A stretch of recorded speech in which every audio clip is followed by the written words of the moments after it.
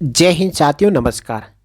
ECHS department समय समय पर आपकी बेहतरी के लिए, आपको बेहतर इलाज मिले उसके लिए पॉलिसीज़ में बदलाव करते आ रहा है, नई पॉलिसी बनाते आ रहा है।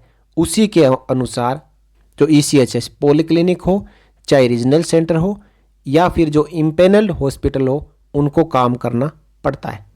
और एक ऐसा ही पॉलिसी में बदलाव 5 जनवरी 2023 को किया गया है। ये आप सब के लिए बहुत ही जरूरी था। इसके सब्जेक्ट में आप यदि देखेंगे तो treatment at empanelled government institutions, ये पूरा का पूरा लेटर जहां सरकार की जो मेडिकल की सुविधाएं हैं, जो गवर्नमेंट के हॉस्पिटल्स है, जो आर्मी के हॉस्पिटल्स हैं, उनमें इलाज को लेकर है। तो इस लेटर को हम बेहतर तरीके से समझें, उसके लिए मैं आपको जो इसके जो सोर्स है या जो कह सकते हैं कि स्लाइड्स है, उनके जरिए मैं आपको समझाऊंगा। लेटर को आप यहाँ पे देख सकते हो। इसके पूरे कंटेंट को मैंने सिंपल तरीके से आपके लिए प्रेजेंट किया है। आइए, ECHS policy on treatment at empanelled government institutions. ECHS letter number, आप यहाँ पे लेटर नंबर देख रहे हैं, जो मैंने अभी आपको पहले लेटर दिखाया है, 5 जनवरी 2023 को जारी किया गया है। इसके बारे में ब्रीफ में जाने। Then all government medical facilities are deemed empanelled, यानी सभी सरकारी चिकित्सा सुविधाओं को सूचीबद्ध माना जाता है।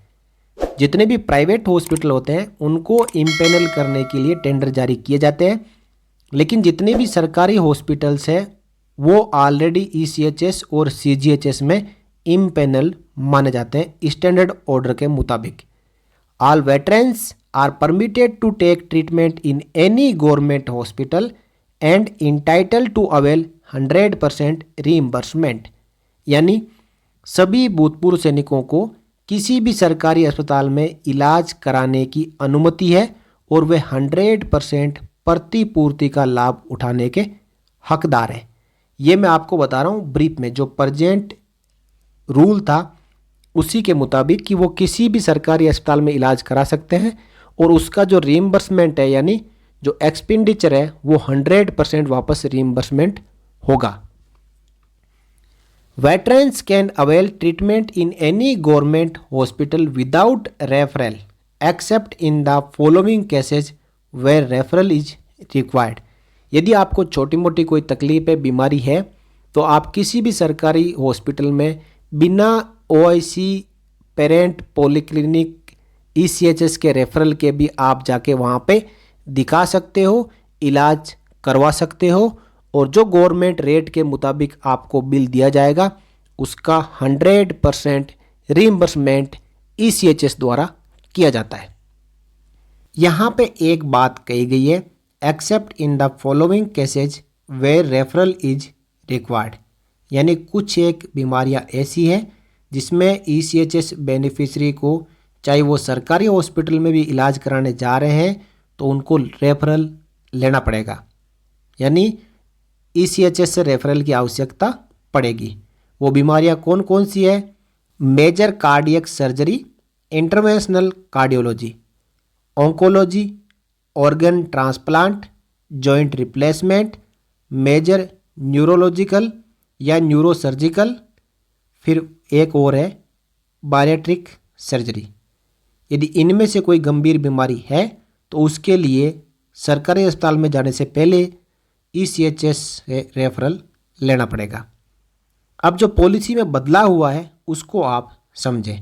अभी तक जो मैंने आपको बताया था वो था कि जो एग्जिस्टिंग पॉलिसी क्या है वो। अब कुछ जो पॉलिसी में बदलाव हुआ है उसके अनुसार MOU approved by Ministry of Defence, Department of Ex Servicemen Welfare for empanelling government medical institutions for treatment of ECHS beneficiaries.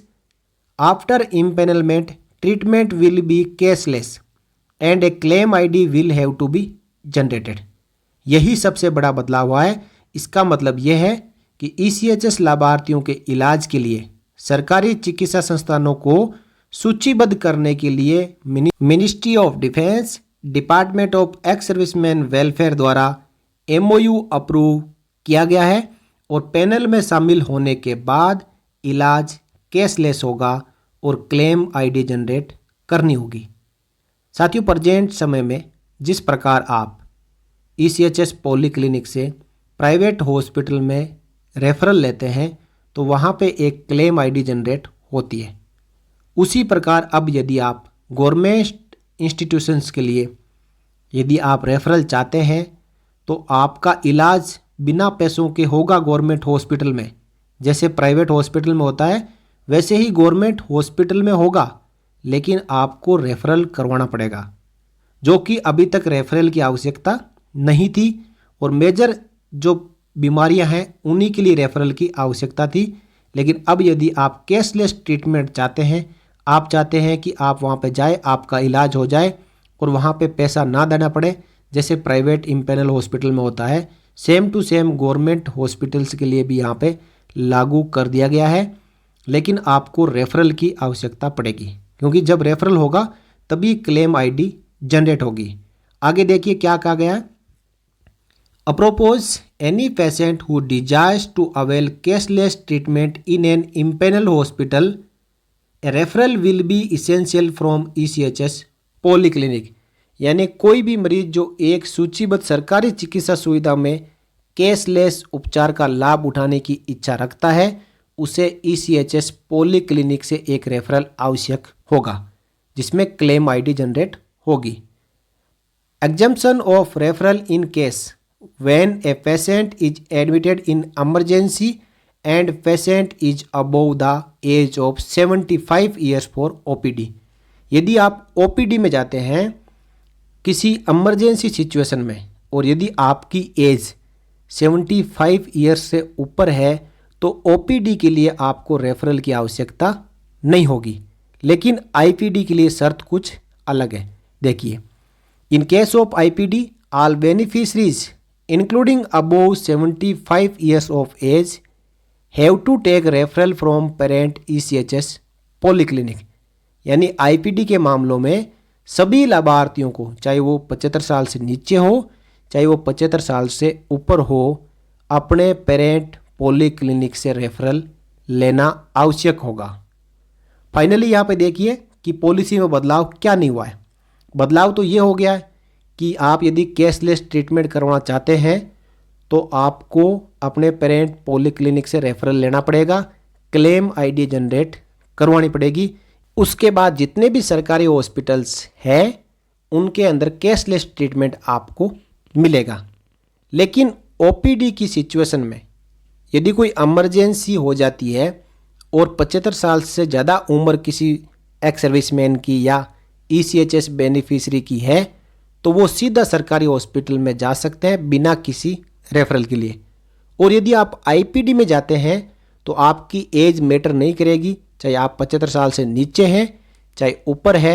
यदि सरकारी अस्पताल में IPD में आप ट्रीटमेंट के लिए जाते हैं तो आपको 100% रेफरल ECHS पॉलीक्लिनिक से लेना ही पड़ेगा।